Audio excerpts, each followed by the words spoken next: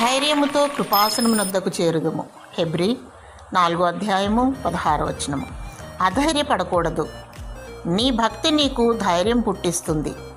దేవుడు మనకు ధైర్యము గల ఆత్మనిచ్చాడు. పిరికివారు దేవుని రాజ్యములో చేరరు.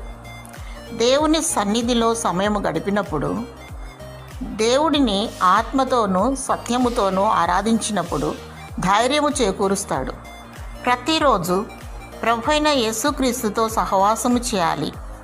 ఆయన సన్నిధిని అనుభవించాలి.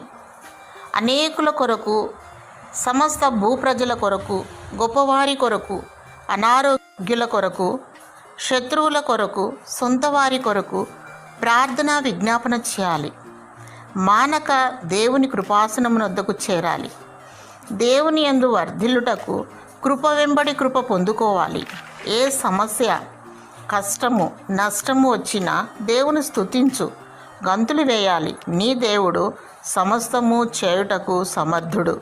దేవుడిని దయగల ఆత్మను దయచేయునుగాక. ఆమెన్.